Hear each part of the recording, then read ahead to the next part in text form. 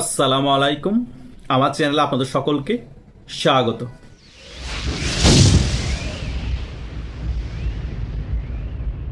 সেনাবাহিনীর জেনারেলদের নামে যখন আন্তর্জাতিক অপরাধ ট্রাইব্যুনালে গ্রেপ্তারি পরোয়ানা জারি হয় এবং তাদেরকে গ্রেপ্তার করা হয়, এর পরপরই সেনাবাহিনীর প্রধান ওয়াকারুজ্জামানকে নিয়ে তুমুল আলোচনা ও সমালোচনা শুরু হয়। তখন হঠাৎ করে সেনাবাহিনী প্রধান ওয়াকারুজ্জামান একেবারে লাইমলাইট থেকে গা ঢাকা দেন। এটা নিয়েও অনেক বেশি আলোচনা হয়। কিন্তু গত একদিন আগে প্রধান উপদেষ্টা ডক্টর ইউনূসের সাথে তিন বাহিনীর প্রধানের যখন বৈঠক হয়, তারপরেই কিন্তু আবার সেনাবাহিনীর প্রধান ওয়াকারুজ্জামান লাইমলাইটে চলে আসেন। আজকে চট্টগ্রামের হালিশহর ক্যান্টনমেন্ট থেকে তিনি ঘোষণা দেন সেনাবাহিনীর সকলকে প্রস্তুত থাকার জন্য। ওইখানে তিনি খুবই কয়েকটা গুরুত্বপূর্ণ কথা বলেন। তিনি বলেন, বাংলাদেশ সেনাবাহিনী সদা প্রস্তুত থাকতে হবে বাংলাদেশের সার্বভৌমত্ব রক্ষা করার জন্য, এবং আগামীতে যে নির্বাচন আছে সেই নির্বাচনে সকলেই খুব অ্যাক্টিভলি কার্যক্রম পরিচালনা করতে হবে এবং বাংলাদেশ সেনাবাহিনীকে খুবই দক্ষ একটি সেনাবাহিনী হিসেবে আমরা গড়ে তুলব। কোনো রক্তচক্ষুকে আমরা ভয় পাবো না এবং আরও অনেক গুরুত্বপূর্ণ বিষয়ে তিনি আলোচনা করেন। এখন সেনাবাহিনীকে উনি উদ্বুদ্ধ করে রাখছে।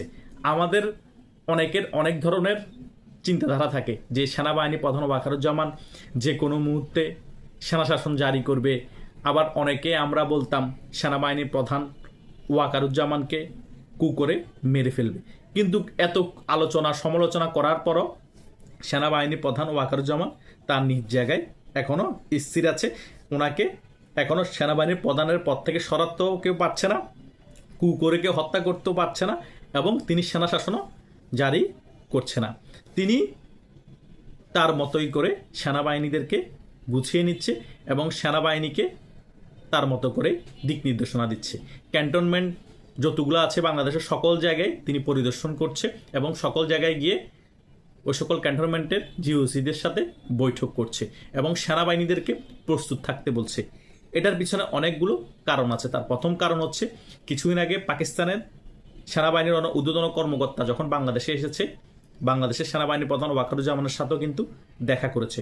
হয়তোবা সেনাবাহিনী প্রধান ওয়াকারুজ্জামানকে পাকিস্তানের ওই ঊর্ধ্বতন কর্মকর্তা কিছু ইঙ্গিত দিয়েছে যে ভারতের সাথে হয়তোবা খুব খারাপ একটা সময় পার করতে পারি আমরা, কারণ ভারত বসে থাকবে না। সেটাই কিন্তু হয়েছে। ভারত অলরেডি বাংলাদেশ এবং পাকিস্তান সীমান্তে যৌথ মহড়া শুরু করে দিয়েছে বিমান বাহিনী, নৌবাহিনী এবং সেনাবাহিনীদেরকে নিয়ে, এবং নোটামও জারি করে দিয়েছে। এই সকল বিষয়ের কারণে হয়তো ক্যান্টনমেন্ট থেকে সেনাবাহিনীর প্রধান ওয়াকারুজ্জামান প্রস্তুত থাকতে বলেছেন। কিন্তু কেন ভাই এত প্রস্তুতি? নিজের দেশের মানুষকে হত্যা করার প্রস্তুতি, নাকি হুদাই আরেকটা দেশের সাথে যুদ্ধ লাগানোর প্রস্তুতি? ভারত কি বাংলাদেশের সাথে যুদ্ধ করতে যাচ্ছে নাকি আক্রমণ করতে যাচ্ছে? বরং বাংলাদেশের প্রধান উপদেষ্টা ভারতের 7 সিস্টার্স দখল করতে চেয়েছে এবং 7 সিস্টার্সের কিছু অংশ নিয়ে ম্যাপ বানিয়ে পাকিস্তানের সেনাবাহিনীর ঊর্ধ্বতন কর্মকর্তাকে উপহার দিচ্ছে। এগুলো উস্কানি নাকি? গায়ে পড়ে যুদ্ধ লাগানোর যে ব্যাপারটা, আমাদের কি ওই শক্তি সামর্থ্য আছে? তবুও কেন গায়ে পড়ে যুদ্ধ লাগতে হবে? তার মেইন রিজন হচ্ছে জামাত চাচ্ছে কোনো রকমের গায়ে পড়ে একটা যুদ্ধ লাগুক, আমরা হয়ে যাবো মুক্তিযোদ্ধা। এই মুক্তিযুদ্ধের সপক্ষের শক্তি আওয়ামী লীগকে এবং যারা মুক্তিযুদ্ধ আছে তাদেরকে বানাই দিব আমরা রাজাকার। কারণ 1971 সালে আমরা যে হারটা হেরেছি সেটার গ্লানি এখনো টানতে হচ্ছে, যাতে উল্টা হয়ে যায়। আমরা মুক্তিযুদ্ধ হয়ে যাব এই পাকিস্তানি হানাদার বাহিনীদের সমর্থনে, আর এই যারা মুক্তিযুদ্ধের সপক্ষে শক্তি আছে, আওয়ামী লীগের কর্মী আছে এবং সাধারণ জন মুক্তিযুদ্ধের সপক্ষে শক্তি আছে, তাদেরকে আমরা রাজাকার বানিয়ে ফেলবো। সেই কারণে এখন এই ভারতের সাথে এই সকল উত্তেজনা তৈরি করা হচ্ছে। তাছাড়া আর কিছুই না। ভারত থেকে বিদ্যুৎ নিবা, ভারত থেকে চাউল নিবা, ডাউল নিবা, ভারত থেকে পেঁয়াজ নিবা, গরু নিবা, আর বিভিন্ন ধরনের সামগ্রী আমদানি করবা, আবার ভারতের সাথে যুদ্ধ লাগার জন্য বসে থাকবা। এগুলো হয়? ভারত যদি এখন আকাশপথ একেবারে বন্ধ করে দেয়, আমদানি রপ্তানি একেবারে সকল কিছু বন্ধ করে দেয়, বিদ্যুৎ দেওয়া বন্ধ করে দেয়, বাংলাদেশ তো না খেয়ে মরবে। তখন কি করবা? এই ধরনের উস্কানি দিয়ে শুধু তোমরা কষ্টতে ভুগবা না, বাংলাদেশের সাধারণ সকল জনগণকে কষ্টতে ভুগাবা। তোমরা কখনো মুক্তিযোদ্ধা হতে পারবা না। মুক্তিযোদ্ধা যারা আছে তারা মুক্তিযোদ্ধাই থাকবে, যারা মুক্তিযুদ্ধের সপক্ষে শক্তি আছে তারা মুক্তিযুদ্ধের সপক্ষে শক্তি থাকবে। তোমরা রাজাকার ছিলা, রাজাকার আসো, রাজাকার থাকবা। যতই গ্লানি মুছার চেষ্টা করো, ভারতের সাথে যুদ্ধ করবা, যতই পাকিস্তান প্রীতি দেখা, কোনো লাভ হবে না। রাজাকারের নাতিপুতিরে মোহাম্মদ আলী জিন্না সে কারণে তো বলে গিয়েছিল, আমরা যে বীজ 1971 সালে বাংলাদেশে রোপণ করে এসেছি, তারা 50-55 বছর পরে হলো পাকিস্তান প্রীতি দেখাবে। সেটাই তো তোমাদের নাতিপুতিরা এখনো পাকিস্তান প্রীতি দেখাচ্ছে না, বীজ তো ওগুলাই। তোমরা এখন মুক্তিযুদ্ধের শাস্তে চাচ্ছ? কয়লা ধুলে কি ময়লা যাবে? কখনো ভাই কয়লা ধুলে ময়লা যাবে না, বরং বাংলাদেশের মানুষকে তোমরা চোদনা বানানোর চেষ্টা করছো। তোমাদের এই সকল কিছু দেখে আমরাও মাঝে মধ্যে চোদনা হয়ে যায়। কোনো চোদনা বানায় বাংলাদেশের মানুষকে আর লাভ নাই। বাংলাদেশের মানুষ আগে চোদু ছিল, এখন আর এত চোদু নাই। এখন ইন্টারনেটের যুগ, মিডিয়ার যুগ, বাংলাদেশের মানুষ সকল তথ্য খুব ইজিলি পেয়ে যায়। তোমরা যে জামাত ইসলামী নামে ইসলামী দল, কিন্তু কাজে কোনো ইসলামিক দল না, এটাই বাস্তবতা। সে কারণে তো মাওলানা আব্দুল হামিদ খান ভাসানী বলেছিলেন, নীল নদের পানি যেমন নীল না, জামাত ইসলামী তেমন ইসলাম না। তোমরা জাস্ট জনগণকে আইওয়াশ করার জন্য জামাত ইসলামী এই ইসলাম ট্যাগ লাগিয়ে রাজনীতি করছো। তোমাদের মধ্যে ইসলামের কোনো বালাই দেখি না। তোমরা পূজা মণ্ডপে যাই বলো পূজা আর রোজা এক জিনিস। তোমরা বলো জামাত ইসলামকে ভোট দিলে নাকি জান্নাতের টিকিট পাওয়া যায়, তোমাদের নেতারা জান্নাতের টিকিট বেচে। আর আমির হামজা আছে তোমাদের এক নেতা, জামাত ইসলামী দিনে দুপুরে 24 ঘন্টা মিথ্যা কথা বলে। তো তোমাদের কাছ থেকে কি ইসলাম শিখবে? আরে ভাই, আমরা মডার্ন মুসলিম, আমাদের কাছ থেকে ভালো ইসলাম শিখতে পারবে।